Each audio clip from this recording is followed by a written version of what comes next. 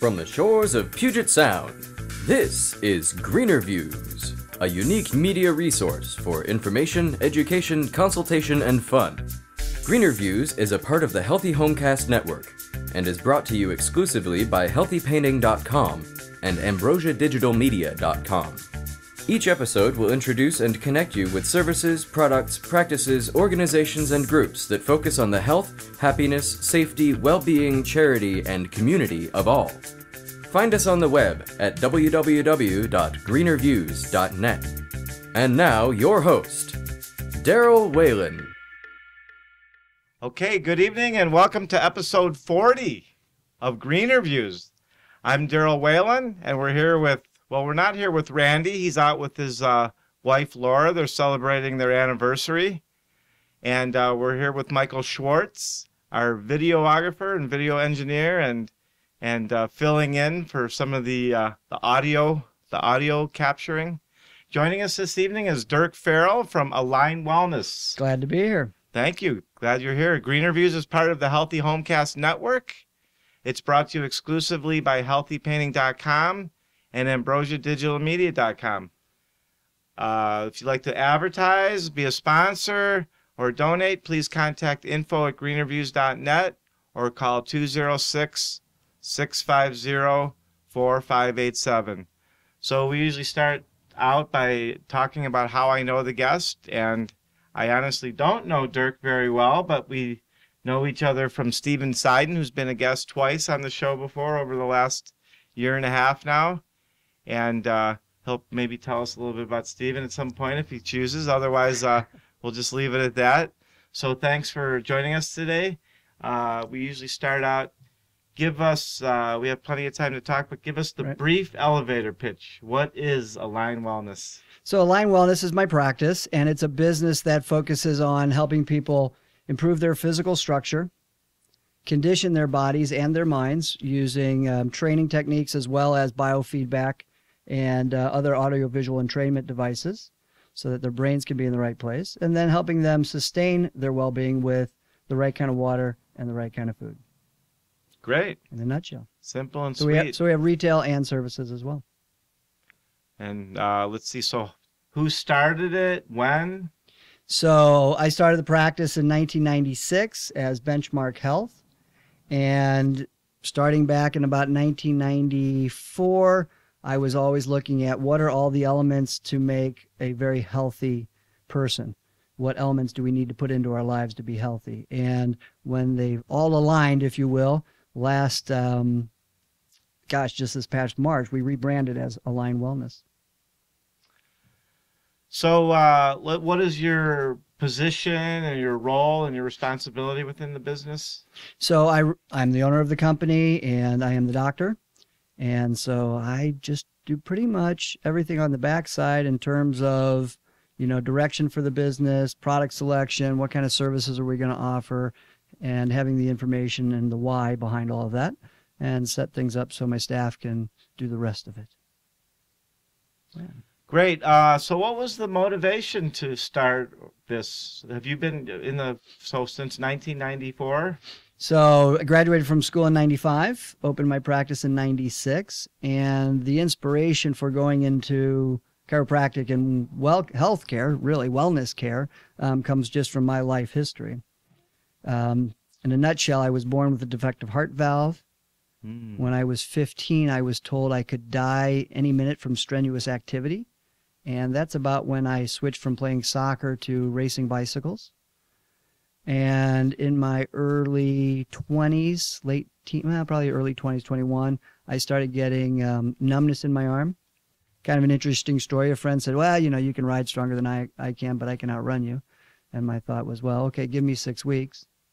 And this was in Indiana, at Bloomington, Indiana. In the dead of winter, it was about 5 degrees out maybe, and I walked over to the rec center, and I went for a run, and after about 5 minutes, I was like, oh, something's not right. My hand's numb.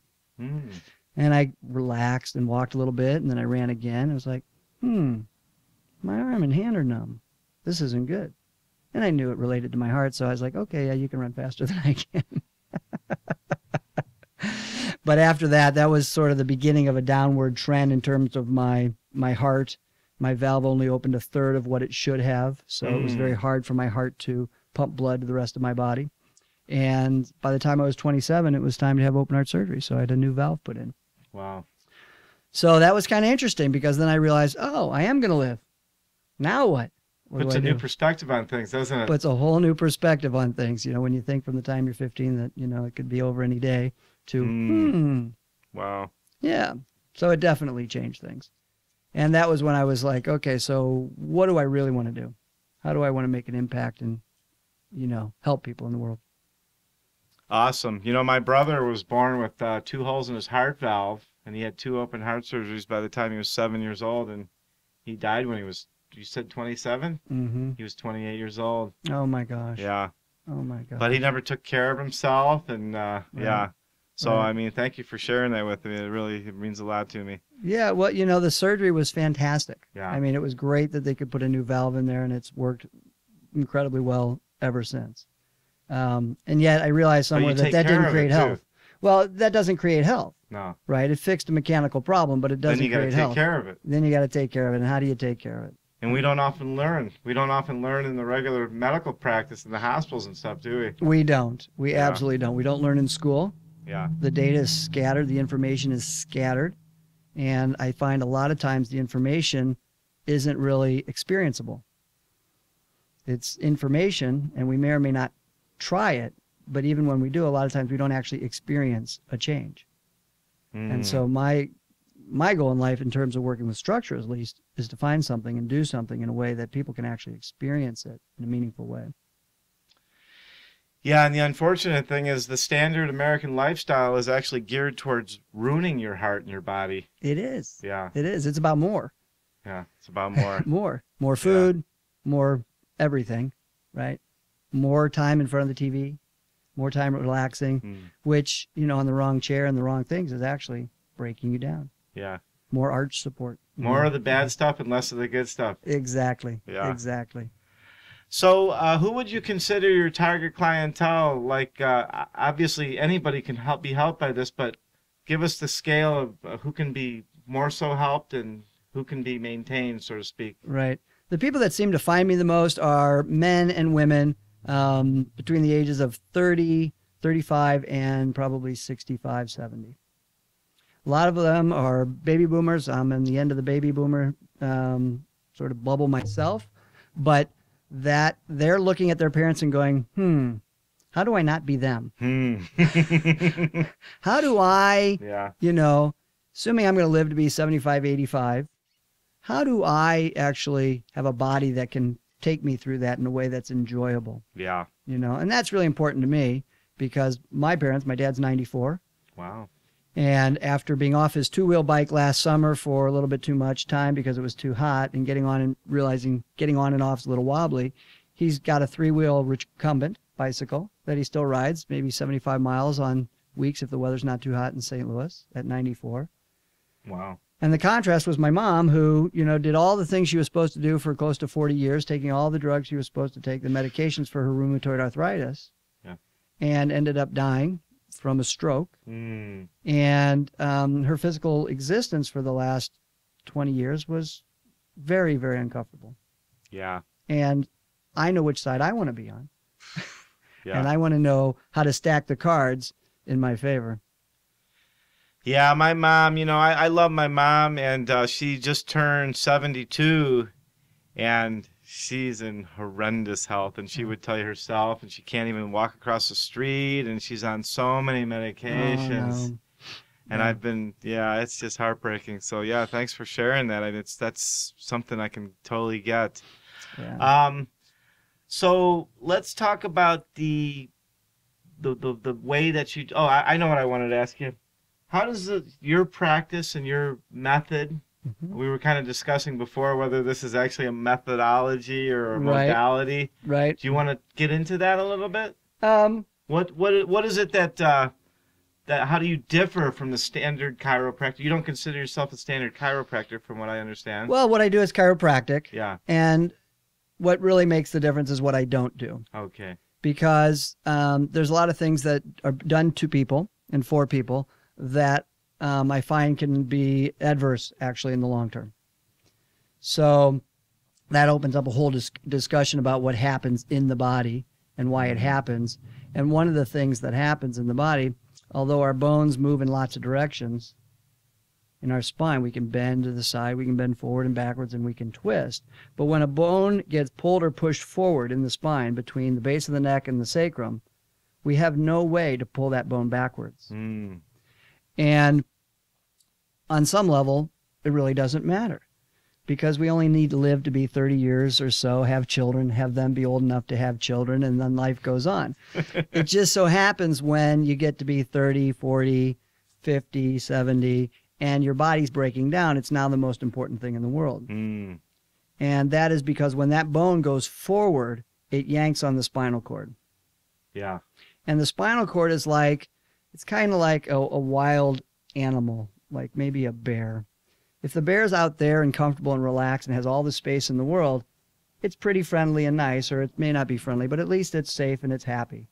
But you start cornering that bear, and the more cornered that bear gets, the fewer the options that bear has, the meaner it gets, and the more ways it's going to try to respond to get back to what it wants. And our bodies are very much that same way. And the spinal cord and the brain are the bear when it comes to structure. So when these bones keep pushing forward, even small amounts and one after the other throughout the body, and then they twist and do all the things they do in response to that, that spinal cord gets tighter and tighter and tighter, and it's cornering the bear. So what I do is I basically help things move back where they belong, and the bear's like, okay, I've got a little more space. I've got a little more space. I can literally breathe easier. I can literally feel my muscles relax as I stand more upright with more space. So why don't you give us an example of some of the amazing things that the transformations that some patients have gone through, where they thought that there was, you know, likely not much hope, and I know that life is full of miracles. I know you got to have some stories. Well, absolutely. One of my first patients that came on since I was doing this work, her brother actually practices and does similar work down in California, and she was referred to me by him. She started coming in, and all the orthopedic surgeons said, we're not going to do anything for you. We don't know what to do, and, the only thing we would do is surgery, and we don't know what to do. And she would tell you she could barely tear the paper off of a straw, or that she couldn't tear the paper off of a straw. She was so weak. And she was very, very tight, and she was just very miserable. Very, very miserable. Here it is, year and a half later, and she was working 9 hours gardening, the other day, working hard for a friend of hers garden. And she can run a little bit, and she can do things. She's not done. She's got more work, more unwinding that she can do, but she's made amazing strides. She moved her whole household from a 2,100 square foot house, I believe, to a boat, all on her own. So she's made huge progress. Huge progress. Just the fact that she downsized, she probably really opened up her life. Well, that was pretty nice for her too. Yeah, absolutely. Another gentleman is in his early 60s, and he does remodeling for a living. So he's always doing different things. And his partner sent him in to see me, and he is he's doing great. His whole family's watched him basically get younger before their eyes, be able to do things he hasn't been able to do. The other day it came out he's way less grumbly than he used to be, so he's much more pleasant to be around. He had heart palpitations, which have cleared up. He's had an achy shoulder, which cleared up long ago. He's had lots of joint pains and other problems, and he can't get enough. Yeah. I mean, he really is doing things. The other day he fell off a ladder, and I don't think he fell really far, but his partner told him to come in. She said, make sure you tell Dirk what happened. And so he's like, well, I fell off, fell off 2 steps of a ladder on the car. And the great thing is I just went back to work. A year ago, if I had done that, I would have been laid up for 3 to 5 days. Yeah. Wow. Well, I'm a house painter. I can relate to that. Yeah, absolutely. You can. That can really knock you out. I bet you've had your falls. Yeah. It's been a long time. I'm a good house painter. Excellent. Excellent. Let's consider a perfect scenario. We had gentleman here a few weeks back ago that has he's a director from an alternative school. Okay. And the great thing that was really inspired me was about the things that they teach kids and stuff, and they allow kids to learn and actually teach that we weren't taught when we were young. What is it that in a perfect world that you would go back and start to teach kids that would prevent them from having to see someone like you in the future? Well, the three things, the areas where I'd want to teach people about their health and well-being are structure, conditioning, and sustaining. So structure has everything to do with this, what you're standing in, the shoes that you're on, or no shoes, even better. Sitting, what are you sitting on? Because if you're not sitting on a seat that's actually supporting you, then your body's going to collapse forward. Actually, your body collapses forward. Excuse me, your body collapses backwards, and then your upper body has to collapse forward to compensate, to balance you out, right? So, on a soft chair, which is why I have a wedge on my seat, I would normally, my posture would want to be this. Yeah, like mine. Yeah. So with a wedge, No more. there you go. But with a wedge, you don't have to worry about that. Your body will support you. So sitting is really important, and sleeping is really important. Yeah. You saw the pillow that I brought, and it's got layers so that you can actually make the pillow the right height for any particular person. So there really is a difference. There's a big difference. And then you want firm support. You don't want soft couches. You don't want memory foam. You don't want things that are going to give way. Your body wants stability. Well, I've got a memory foam bed. Those are bad, huh?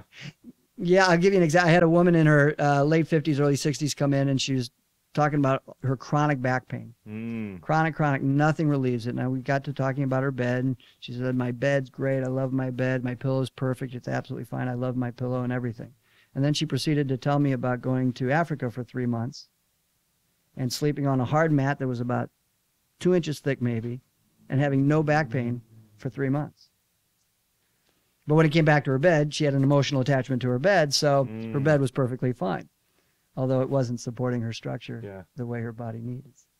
It was supporting her emotionally, but physically it wasn't quite cutting it. Exactly. Yeah. Exactly. Well, so we'll have to chat about that, because I've got a memory foam, and I'm kind of attached to it. Yeah, I'm a big fan of latex foams. We actually sell mattresses, so I have my bias regards that. But the other part of it, latex is all natural and organic.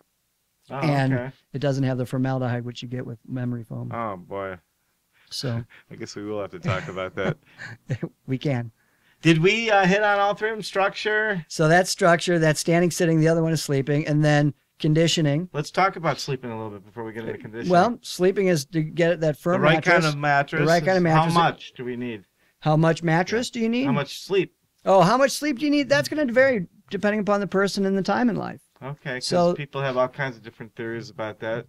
I think so, but anytime there's someone that contradicts the norm or what we're told, it tells us there's something wrong about what we're told. Yeah. So, for instance, my wife had a friend that I met who slept 4 hours a night, whether he needed it or not. Whether he needed it or not. 4 and hours. his father was that way. His brothers were that way. He had a phenomenally productive life. Yeah.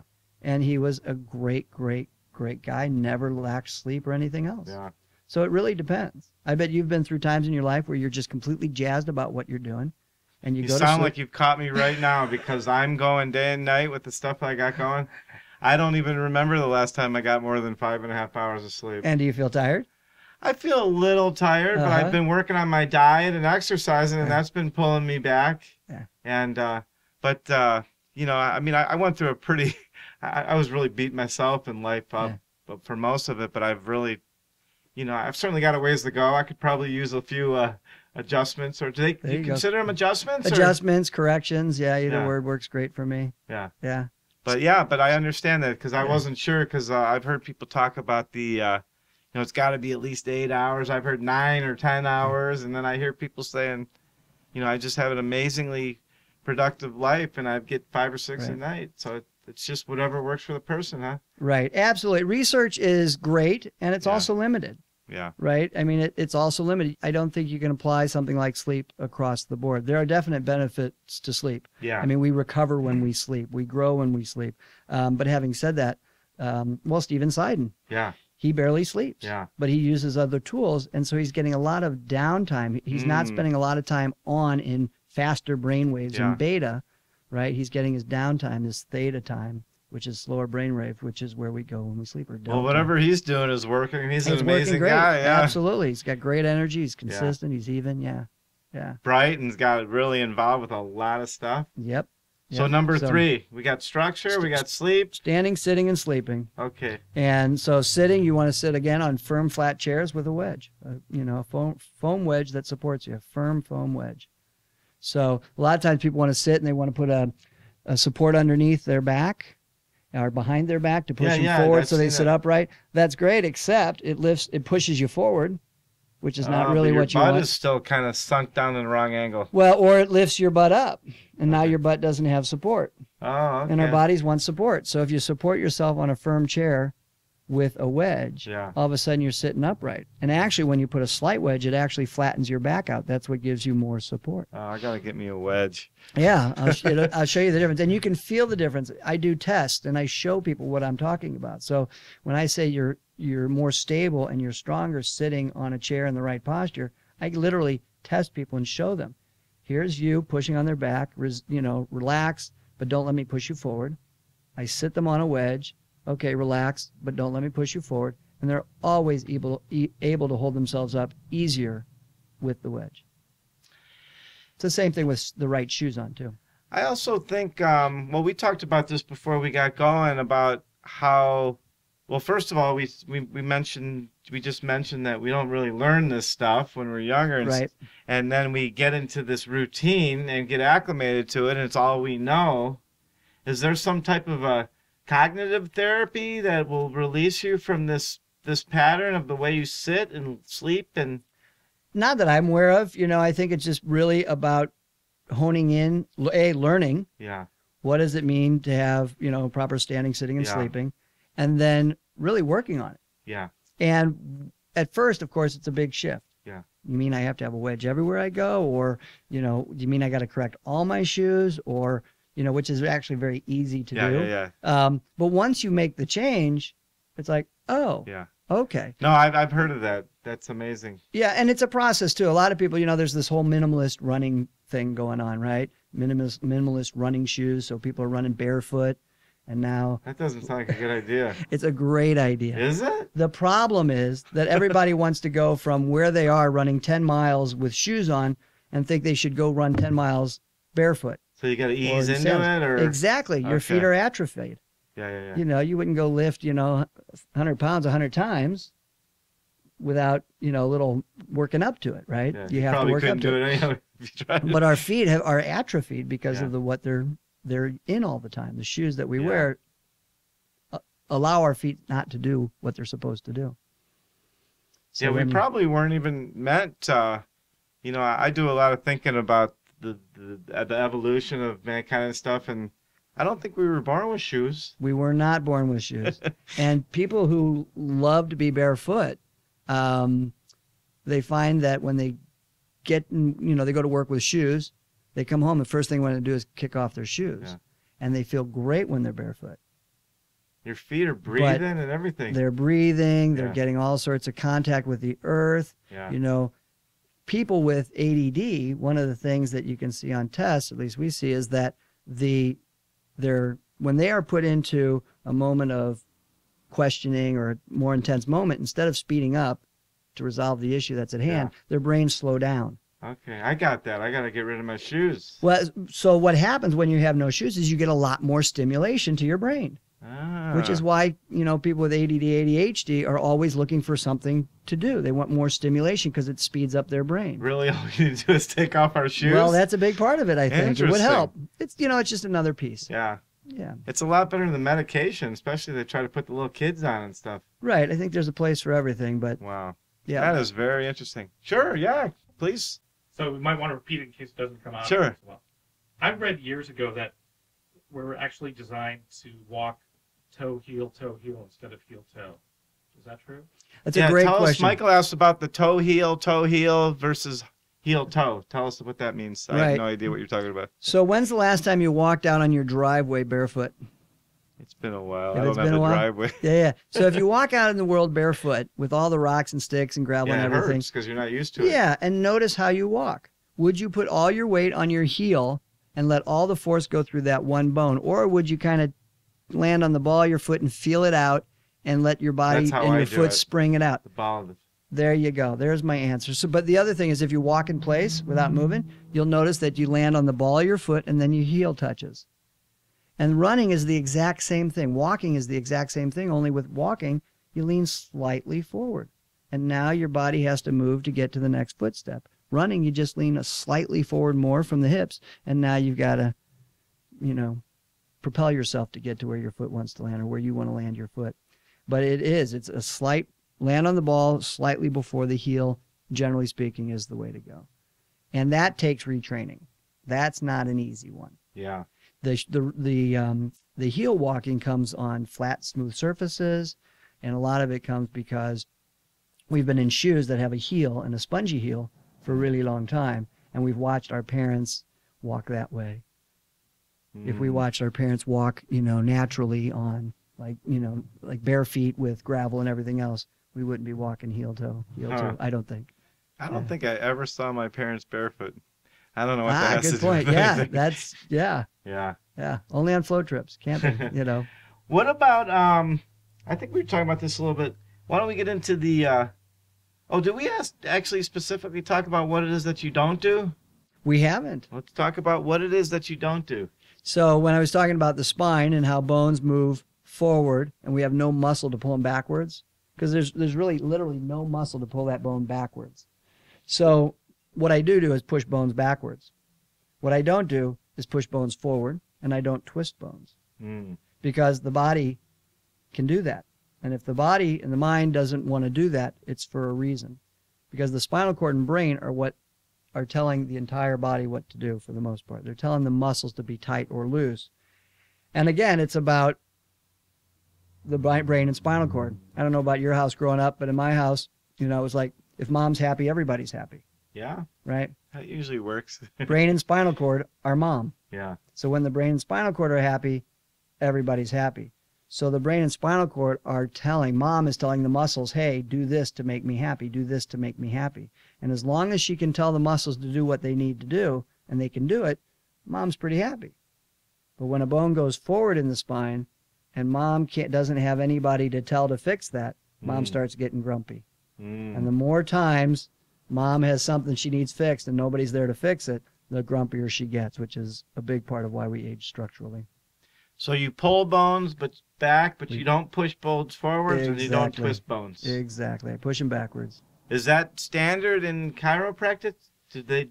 Are they often pushed forward and twisted from other types of chiropractic? Yeah, other types of chiropractic care too. And that's where people get kind of messed up. Yeah, well, I've done that in the past too, and people can feel great relief from it. They can feel fantastic. It can really help them through some pain. But in the long term, I don't believe it's the right. I don't believe it's ideal in the long term. Okay, it's not the right long-term solution. But I've benefited from that kind of adjusting in terms of my symptoms in the past, and now my goal isn't to give myself symptomatic relief or to get symptomatic relief for myself, or for patients, I want them to get symptomatic relief. But my practice is to get them symptomatic relief through a process that is actually going to help them for the longest term that I know. And this is the process I do, I think, does that. And that's really, really important to experience that. And the other thing is that about what I do, people often get very quick symptomatic relief. Yeah. So I don't have to compromise in that regard. So do you give people exercise routines and the such to go along with the treatment that you're giving? So I definitely recommend people be active. Yeah. The more we walk, even running can be okay, swimming. There are a lot of things that we can do. With that, it's also what we don't do. So there's a lot of things that Tell us pull what people to forward. not do. I want to know about Well, that. if you're an average person and you don't love rowing, then You don't row. row. Rowing is a really hard I don't row. motion on the body, right? A lot of yoga postures, especially for people who aren't limber in their hips, can be very challenging. Oh, yeah. There's a book that just, I think, came out recently about all the, injuries from yoga that you never hear about. Yeah. And it's because yoga postures, if I can't bend down to get on the floor without yanking my head forward and bending my low back and putting myself into this posture, then I'm going to do that. And doing that is not good for me for the long term. Bending yourself like a pretzel isn't always the right thing to do. It's not always the right thing to do. So whatever activity you're doing, you want to do it in a nice neutral posture. Yeah. So that your head is over your shoulders, over your hips. Twisting is great. Our bodies can untwist it. Yeah. You know, some bending can be fine, but not too much. But there's certainly types of yogas that are good. I mean, there's some postures that are fine. Pilates actually is one of the routines that works really well for helping people rebuild without pulling people forward. That's better than yoga? The people that, you know, we've got about 2,000 of us practicing the kind of work that I do in the world. And the findings are pretty much that Pilates is one of the better. Doesn't pull you forward, doesn't push you forward in the spine activities.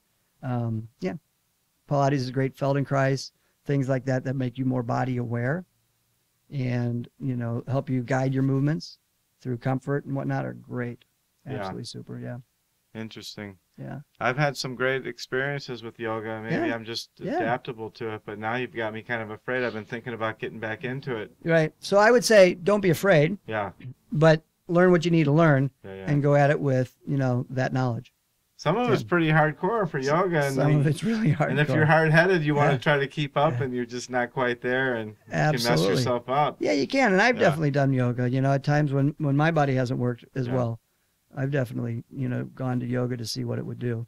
And movement is just plain good. Yeah. So when our bodies move, it helps us compensate much better.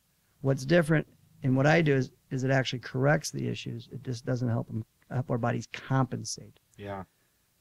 I've been doing regular every other day. I've been doing an hour like fast-paced walking. Great. Yeah. Great. And I'll tell you what, it feels really, really good. Nice. I just want to vary that a little bit for you. Okay, I want to hear it. So when you're doing your fast-paced walking, after you warm up, start doing intervals.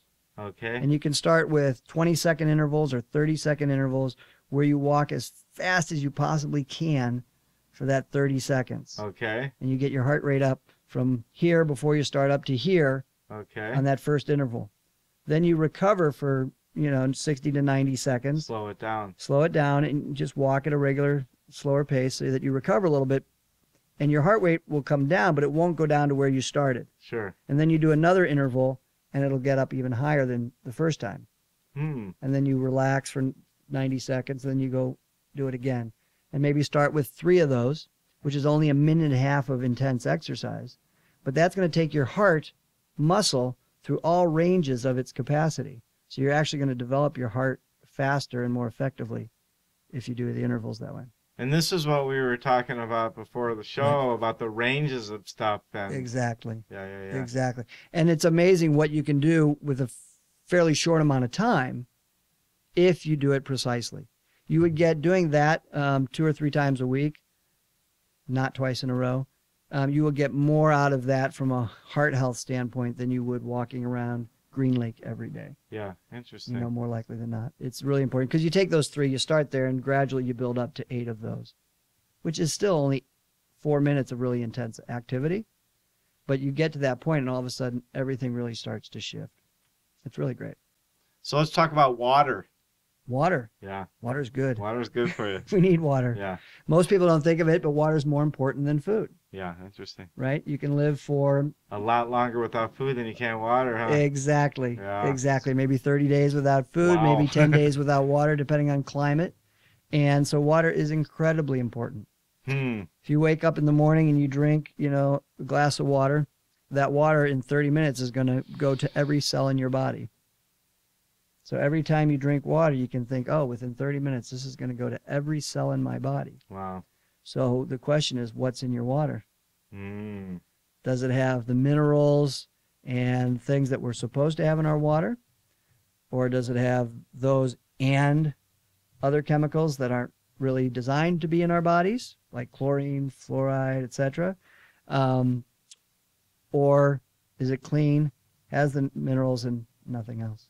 So I'm on to you. It's not just what it does have, it's what it doesn't It's have. absolutely what it Okay, I doesn't love have. it. Same thing with diet. We'll get to that, I'm sure. I like the way What you we work. eat. As a matter of fact, It's that what it was doesn't next. have. I want to Yeah. hear what your thought is about diet. Yeah. Well, I'm just going to finish up with Oh, water. The no, other let's- piece about water is, other than getting the right filters, which are easy to do, you need to get, well, I recommend getting an ionizer, Okay. because water ionizers actually put a negative charge on the water, and that has been shown to have great benefits for just health in general, cancer, many different things have been improved through the drinking of ionized water.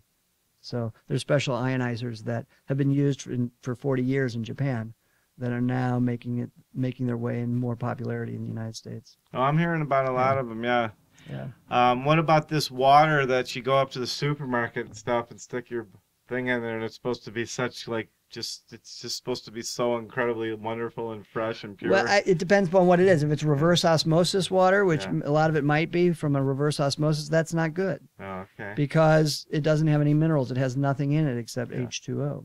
And that's H2O. That's not water. Yeah. Water has, the other the components of water. Yeah. And our body and our minerals want to find a gradient. They want to be balanced. So if I put in something that has no nutrients in my body, Yeah. my body's going to want to pull those nutrients out of my cells and into that water.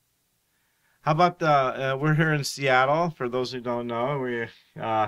What about the The Seattle rain? City water? I'd heard it's decent water. Is that true or not true? I think that depends upon your perspective. I Yeah. think if you're looking at it in terms of comparing city waters, I think we've got really good water. Yeah. If you're looking at In it in terms of what I don't want in my water, then It might not be so good. might not be so good. Now, having said that, do I avoid drinking all city water Yeah. all the time? Absolutely not. Yeah. I'm not worried about being It's not ideal. 100%. Yeah. But by and large, I drink appropriately filtered and ionized water. Yeah. Every chance. Is a I Brita get. filter okay? Brita filter will help to some degree, but it Yeah. won't help as much as Yeah. more robust filter will work. And the scales, it's better than worse, but yeah, it's Probably. not the best. Exactly. Aquasana. I'm not as familiar with the Aquasana. Yeah. Yeah. There's a lot of brands. And how much water? It's what was it? 10 cups? Half your body weight in ounces is a common Half your number. body weight now. Yep. Okay, so I don't know. So do the Okay. math. So, Yeah. if you weigh 150 pounds, that's 75 ounces a day, Yeah. right? So, And how many cups is that approximately? 8 I'm ounces. not that mathematical. It's about 10 cups. So Oh, you're about okay. right there. So I need know, more than that. I'm a lot know. heavier than that. Yeah, we need to drink a lot of water. I guess we do. It makes Jeez, a oh, big man. difference. And the real measure is, you want to have a slight color to your urine. Oh, okay. A slight color. Although, like And that's a contingent upon what you eat as well and stuff. well, that makes a If you eat difference. a lot of asparagus, Well, there you go. but if you eat a lot of junky food, you're probably not going to get much color anyhow, right? Right. That'll make a difference for you. E tablets. Vitamin B. And then make it like really yellow. Yeah, if you certain vitamins will Yeah, absolutely, yeah, which yeah. actually tells you that may not be absorbing much of those vitamins, which goes into the whole food conversation. So let's get into a little bit about the diet thing. Food. Food. It's what you don't eat. Yeah. But nobody wants to talk You about don't. that. Let's talk about I don't want it. to give up my soda. I like your style, man. What is it that we shouldn't be eating? We shouldn't be eating too many foods that make us acidic. Okay. So what makes us acidic? Things with sugar. Yeah. Sugar's a drug. It's processed, Yeah. I think there's 19 processes to make table sugar, Wow. to purify it. And so it's a drug. It's refined. It's concentrated. It makes us very acid. It destroys our immune system. Mm. A couple of tablespoons of sugar will ruin your immune system for a couple hours. So That's processed sugar. that's processed sugar. Yeah. So sugar, meats with growth hormones and all those things that we don't want those. Yeah. We want natural meats. But in general too, meats can make you a little acidic. So Yeah. having meat I think is okay if it's good clean meat. But The animals might not think so. the animals might not think so. And there's of course there's better ways that they slaughter animals and not Yeah. so better ways. So, I fully believe and subscribe to the idea that we have everything in nature that we need Yeah. and that we should be as close to that. Now, we live in a modern society. It's very complex. You and I aren't on a farm or out in the fields and the land with unlimited acreage to kill animals that have never been around plastics and feed and chemicals and all that kind of stuff. So it makes it more challenging. But, you know, so clean meats in moderation, I think, are okay. Any of the beverage carbonated drinks are not good for us. They're very acidic. Yeah. You know, really, we should be eating things that we recognize as food. Yeah. If you walk through the field and it looks like corn, well, eat it. Yeah. But eat it in that form that looks like corn. Yeah. On the cob. You know? Whole, live Whole, foods, as close to live. whole and live and raw as possible. Exactly, with as few chemicals, as few, you know, on living soils. Where I grew up, vegetables were, they were basically cooked for about 8 to 15 hours. Right. And they were vegetables and unnecessarily always had some kind of meat added to them. Yeah. I was 20 Sometimes they years were. old before I learned that spinach was actually a leafy vegetable. It was Nice. just this mush that came in You the didn't can. think it was like baby food, like mush? That's great. Yeah. That's great. And do you like spinach? I love spinach. Yeah. That's fantastic. Yeah. Fresh. Dark green vegetables are fantastic. That's right. We were having this conversation last night. My daughter's 10, and my Does mother-in-law. she like spinach? She does. She doesn't really like spinach leaves, which is like her nana, Like 10 her years grandma. old is like, Right. Yeah. So her nana doesn't like spinach leaf, and she's like, "Oh, this real big bonding thing, you know." yeah. But then they came to kale, and she learned that her grandma doesn't like kale, and Nola's just like, my daughter's just, how can you not like kale? Oh, she likes kale, huh? Well, we're fortunate. We had a rule growing up, which I think every family should invoke. Yeah. I don't know, not because we came up with it, because I think it's a great rule. And the rule was growing food first, Yeah. period. Great. Growing food first. That's a good rule. Yeah, Growing great rule. food first. You don't get anything until you've had your growing food. And so our kids love salad, and they eat everything we put out. You know, my wife is the predominant cook, I admit, and she does a fantastic job of it. But growing food first. Growing food first. And growing food is living food. And actually, sometimes, you know, cooking can be a great way to get nutrients out of a food. Yeah. A lot of times we cannot actually pull the nutrients out of raw foods as much as, you know, I think we should. Yeah. Well, it just depends. That's a big. Yeah. Yeah. That's a whole discussion. in That's itself. huge, and it's beyond, you know, my expertise. But for the most part, the more live, raw, living foods that we can handle is the best. Yeah. But they also say now that, you know, maybe a combination of some cooked foods, and it's right. that's Absolutely. that's a big conversation. Absolutely. But then it's, you know, the desserts and those are the things that kill us. So we always have a tendency, whether we like it or not. Well, we actually have another point where we're going to be doing this anyhow. So because we're going to be, whether you like it or not, we're going to be getting hippy dippy all over the place on you. Uh-oh. What's Here the we go. spiritual aspect to your practice? Well, I studied Hakomi for 2 years. Tell us what that is. I've never heard of it. Hakomi is a body-centered therapy Okay. based on the practice of mindfulness. Okay. And it was developed by a guy, Ron Kurtz, out of Oregon, who's since passed away. And he liked to say that he had his hands in the pockets of giants, because he would take this information and this education that he got from other people that had been studying, and, you know, very, very bright guys, and he would put it to use with the purpose of helping people become aware of themselves. And so the practice was pretty amazing. It was non-judgmental. It wasn't counseling. It wasn't anything. It was simply experiments so that people could become aware. So, for instance, I was working with a woman and found out what her issue was. And I said, okay, we're going to do an experiment if you're okay with this.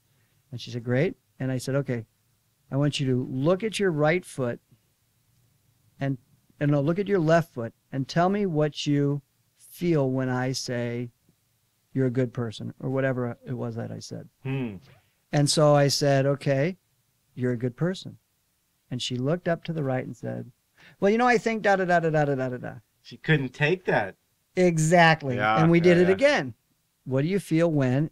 And she looked up here and da-da-da-da-da. And I said, okay, now I want you to make sure you stay looking at, actually the first time, now that I think about it, first time I probably didn't have her look anywhere. Afterwards I said, okay, now look down at your left foot and stay looking at your left foot. And when I said, notice what happens what you feel when I say, she just burst into tears. Wow. Because this was something that she did to take her out of her feeling Yeah. and bring her into, you know, a place where she was more comfortable.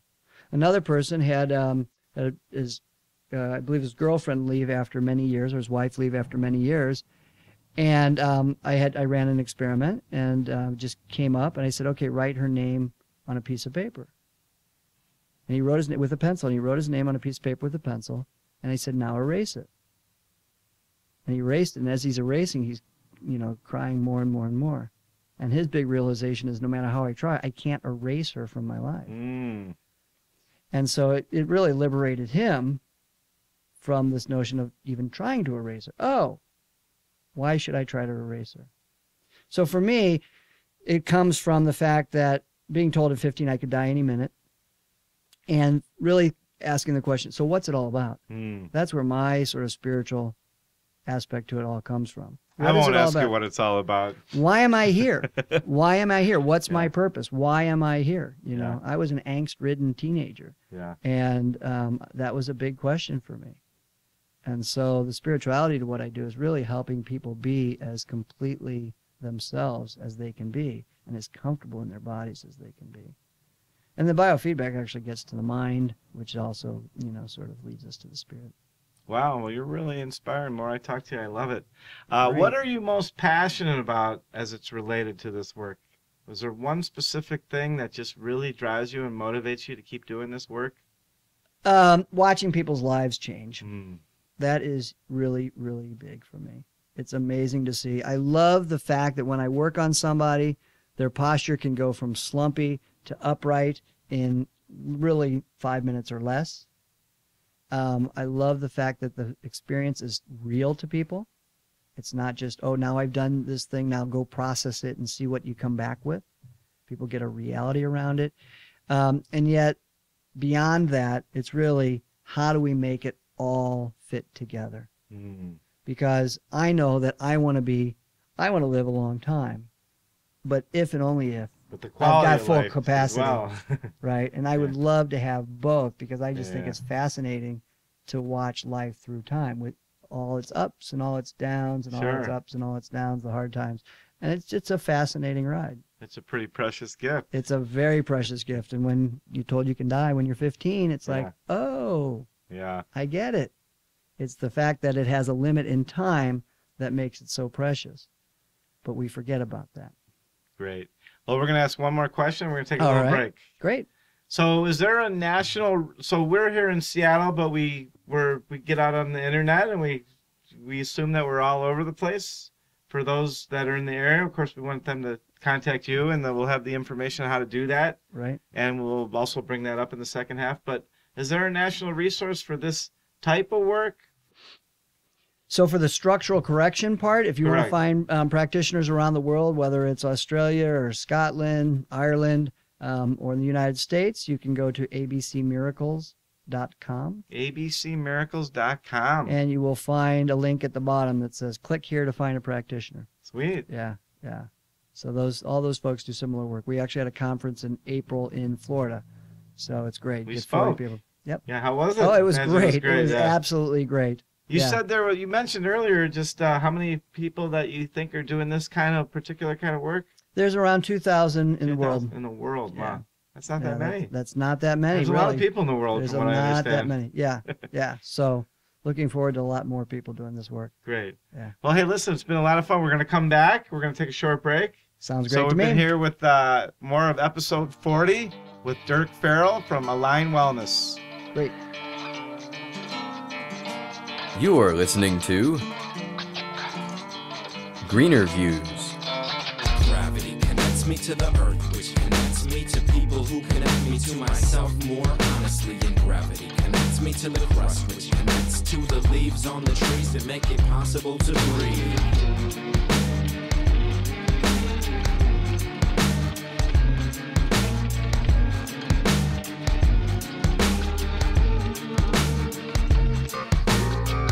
Came to rest on the minefield, blessed with naive mind shield, like a helmet. They would tell us that we don't know how we feel or how to connect with other people on the planet. Oh, if we only knew the power in each blue disillusion little. In the vision of one resides all, destroy the individual. For this is critical. The self ain't everything, has to grasp, to cling, to mask material vastly shipwrecked beings. At last, release the greed amassed with capitalist tasks and contact. The mass communication is all we have and dwindling fast. Well, welcome back to episode 40 of GreenerViews. We've just been here hipping and hopping and doing our breakdancing and playing with balloons. Nice. We're back here with Dirk Farrell from, I love your name, by the way. Oh, thank you. That's a cool name. Excellent. From Align Wellness. So this is where we get into the stuff that's, it's generally related to the business, but not specifically. It's a little bit more to your life and a little bit more about what you're all about inside. All right. So what is the motto or the mission statement for your life? For my life, gosh, that's a good question. It's a great question. I've written it out many times over the years, and I always forget. But you know, my interest is to be the best person I can be. Right. So what does that mean to me? It means how can I be as healthy as I can be, so I can support other people as best I can.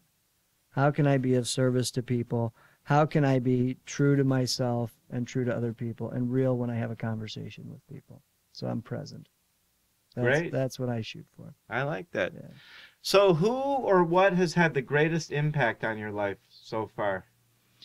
It doesn't have to be one specific person or thing, but just give us. Well, my heart issue has been huge. Yeah. Imagine so. I mean, that's been really big. It's a cornerstone for many things. My wife of 20, what year is this? It's 2090. There you go, 22 years. 2012. There you go, my wife of 22 years. Well, congratulations. Randy, our audio guy's out was celebrating his wedding anniversary tonight. Excellent, so. Yeah, and I've known my wife since I was 19, so I've known my wife for about 30 years. Right on. We didn't date when we were younger, but she's absolutely a cornerstone. And then my children are at this point what I live for the most. Great. Yeah. And my work. I can't tell you how much feedback and how much I enjoy when people come in and they just feel really connected. Yeah, that's wonderful. So give us a recent movie or book that's been inspirational to you. You know, I'm pretty good about finding inspiration in lots of different things. Yeah. There was a movie, a documentary called A Small Act. Oh, okay. No, I'm not familiar with that. Great documentary. I don't remember all the names, but it's about a boy from Kenya who, quite a few years ago, I think he's in his 40s now, was able to go to school and continue to school because someone sponsored him. And I think the tune was maybe $15 a month. Wow. And that might have gone up to $40 a month for middle school. And he was able to go through school because of that. He then went on to Harvard and graduated from Harvard. And he then went on to work with the UN. And he works with the UN. And he started a program to raise funds to do the same thing for other kids, to keep the sponsorship going. And the documentary is about his connecting with this person who sponsored him and realizing in the rest of the world, she's kind of just, you know, an average person. She wasn't rich. He thought she was rich as all get out. Yeah. But she just did this thing. She was committed. It's a wonderful story. And they're best buddies now. She's in her probably 80s. Wow. And he's in his 40s. Maybe she's in her 70s. It's a great, great inspirational story. The ultimate pay it forward. The ultimate pay it forward. Sweet. Absolutely. Yeah. Great. So, and there's just so many charities. Yeah, sure. There's so many ways to give. And Yeah. it's so easy not to. So what informs your worldview? Gosh, I'm sure my parents had a lot to do with that. But I don't know where I got it. But when I was a kid, I remember going camping with some friends. I loved to camp. I loved to canoe. I loved to do those things when I was a kid. Michael just went camping. Excellent. Excellent. Good for you. We just went backpacking 2 weeks ago, and, you know, I wore my Zero shoes the whole time, my Haruchi sandals, basically. So I love to do that. And I remember being maybe 10 years old out with 4 of my buddies, and we were at this forest outside of St. Louis where I grew up. And there was a lot of rotted trees, tree stumps that were maybe 10, 15 feet tall. And this was when the $1 Million you know, man, what is it? What is it? The show Steve $6 Austin, the Million $6 Million Man Yeah, show was yeah. on. And so you could go up to one of these trees and you could just push it over. Yeah. And you could, we were $6 million man. It was like, wow. And I just remember doing that once and thinking, why am I doing this? Why can't I just leave it alone? That's the first time that's ever happened. Go ahead. There you go. Why can't I just leave this tree alone? And, you know, somewhere in that that was just a critical point. And I think that when I look at that story, I think that has impacted so many things. Why can't I just leave things alone and let them be as they are, you know, nurture them instead of knocking them down? Yeah, well, that's a great lesson for all of us. Yeah. So, so you seem to be a really positive guy. I have no idea why this is happening. I'm positive your phone is ringing. Yeah, I'm positive this phone is ringing. Okay. Well, the beauty about doing our own show is that we can make this stuff happen. So how do you maintain such a hopeful and a positive attitude? Yeah, well, I keep working at it. I like to be with people. I like to be in front of, you know, doing this conversation always makes me happy and excited. And I take care of my structure, my sustaining, and my, you know, conditioning. I love to work out. When I work out, I feel better. For me, that's running or cycling or walking or hiking. Going out to the mountains is huge for me. You know, so when I get outside, this is prime time to be outside for me. You know, so in the winter, it's a little harder. I have to make myself get outside sometimes. But when I do, I always feel better. Great. Yeah, I'm going up to Guaymas Island tomorrow. Oh, very nice. We're doing a painting job up there. Excellent. Yeah, I'm really excited about that. Excellent. So. Paid to travel. Yeah, paid to travel and get a little Awesome. bit of a relaxation, which I don't do enough. That's great. What is one thing that most any person can do to have a positive impact on the world? What is one thing? I think one thing everybody could do would be to eat better. Good answer. Easy to do. Yeah. Easy to leave out things that, you know, we shouldn't have or that aren't good for us. And when you make that decision, especially if you're eating organic, non-GMO foods, you're having a huge impact because you're impacting all the people that are doing the wrong things to the planet. I had heard something just within the last week that there's some of the stuff that they're doing with GMOs is starting to kind of break down and stuff. So that they thought it was just so ideal and stuff, and it's starting to kind of. Are you familiar with that? I haven't been following that in the last week or so. But yeah, exactly. Thank you. Yeah. Oh, absolutely. Yeah. You know, you think about this system that's been in place for millions of years. Yeah. And then in a very short window of time, we can introduce these changes. Yeah. And expect that we can assimilate that. It's moving along pretty darn quickly. Oh, yeah. 150 years ago, there wasn't electric lights. Yeah. You know, and think about that. When it was dark, it was dark. Yeah. People did not stay up late at night. Yeah. Except crazy. in the summer. You know, they did Yeah, not. Our lives have interesting. changed. Our rhythms have changed phenomenally. Yeah. And so staying connected with the cycles is probably a really good thing. It's hard Not to do living in middle, accordingly to the seasons and Yeah. stuff. Yeah. Great. Yeah. I totally get that. but that's hard, Yeah. you know. Trying to keep up the Yeah. things that you need to do to make it, or even to be relatively to Yeah. get by is not easy. Yeah. And so I believe, you know, we're all human. You can't have a life without impacting the earth. It's not going to happen, Yeah. right? We consume. The world is abundant. We're pushing the levels of its abundance.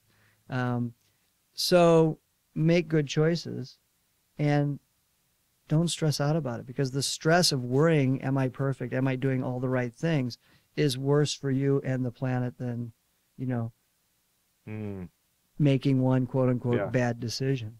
The other thing too for me is that it's a marathon. It's not a sprint. Yeah. You know, and I talk about it with athletes or people that are training for something. They're like, oh, I didn't work out, or oh, I didn't do that. It's like, you know, I believe Michael Jordan was a pretty amazing athlete, but I doubt he never missed a workout. Yeah. He may have worked out more than other people, or, you know, Lance Armstrong, whatever your opinion is of what he's accomplished and whether he's just judged or not. Yeah. But he worked incredibly hard. He doesn't just show up and do that kind of Right. stuff. But he may have missed a workout. You know, he may have, you know, kind of blown it on his training schedule here and there. Yeah. But the key is to get back on it. Yeah. So if you miss a workout, if you make a decision that you look back and you go, wish I hadn't done that, you go, okay, I'm not going to do that today. Yeah. And there's a lot of people that really beat themselves down over that, and they may never get back up. Exactly. Yeah. Exactly. Let's not do that so much. Yeah. Great. So, so how can listeners get the word out about Align Wellness?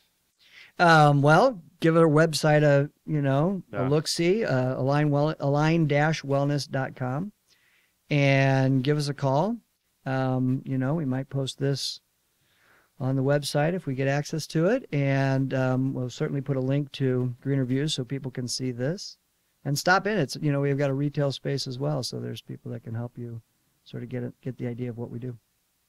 So, so you gave us the website, align-wellness.com. Yep. What about phone number? Phone email? number, absolutely, 206-548-9450 is our phone number. And email, you can info at align-wellness.com. Or if you have a question for me specifically, drfarrell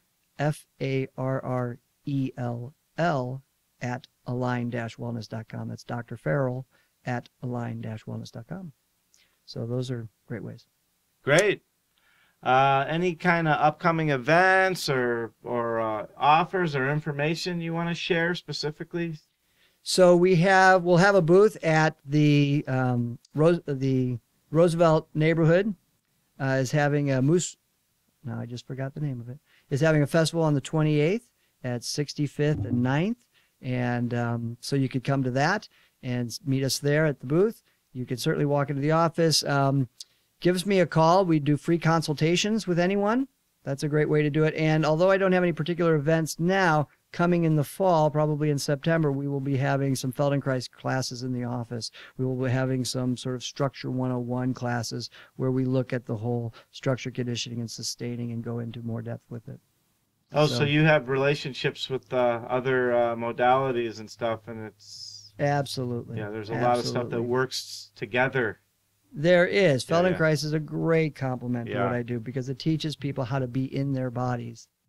And that's really important if you're going to we make had a change. guy, Eric Lesueur, on our show. He's an Okay. amazing guy. Do you know Eric? I don't. Okay, yeah, great guy. Great. Cool. Awesome. So we always ended out with some kind of wise advice or helpful hint or... Before you get to that, Okay, perfect. I took 3 pictures. Okay. Can you want to mention something about these briefly? Great.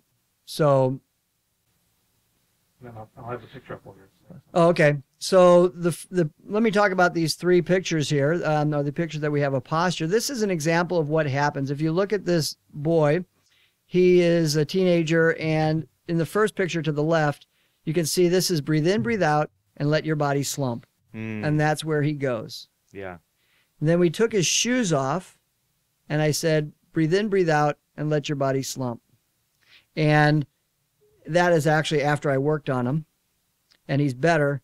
And then the last picture, he has his shoes on again, and you can see actually that his knees are bent more, and he's not quite as aligned. His head is more forward. He's not quite doing as well with the shoes back on.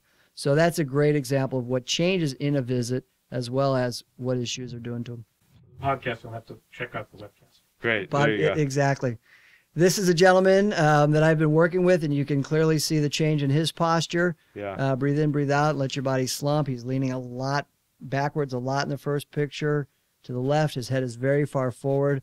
In the following pictures, his head is up. He's, really nice changes for him. And this is actually just 2 visits apart.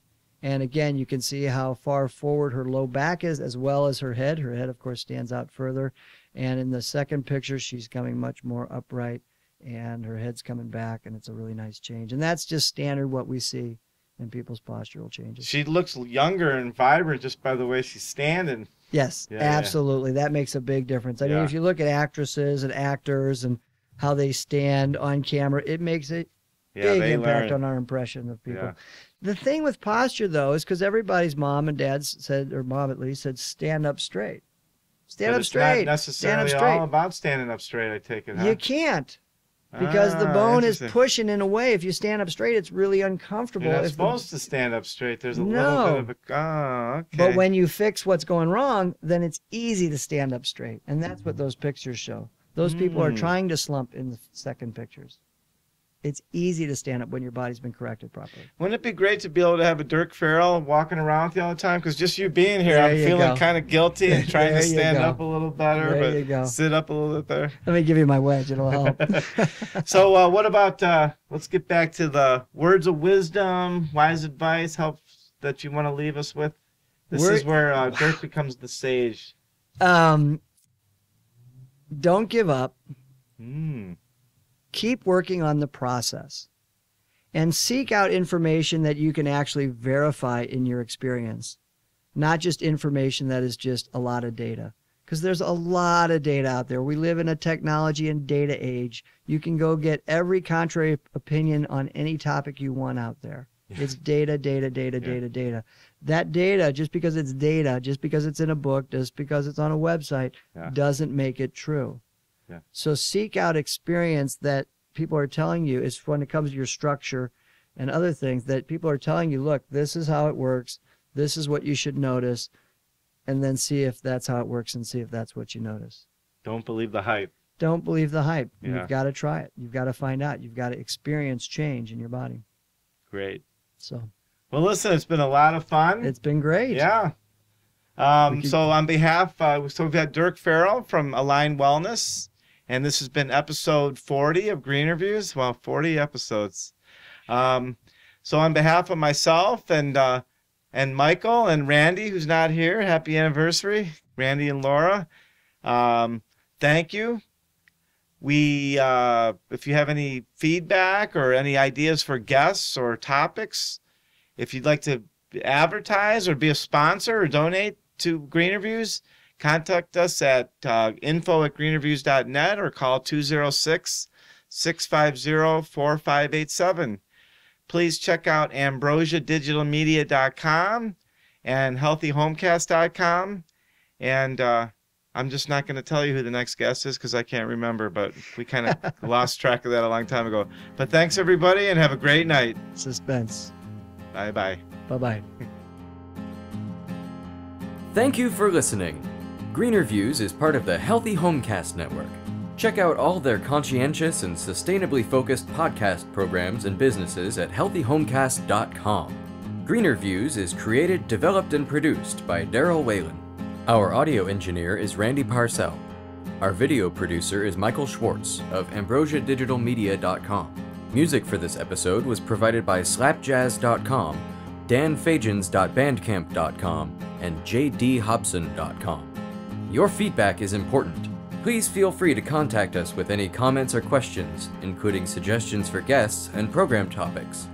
You can call us at 206-650-4587 or send a direct email to info@greenerviews.net. Be sure to check back often. New episodes coming soon.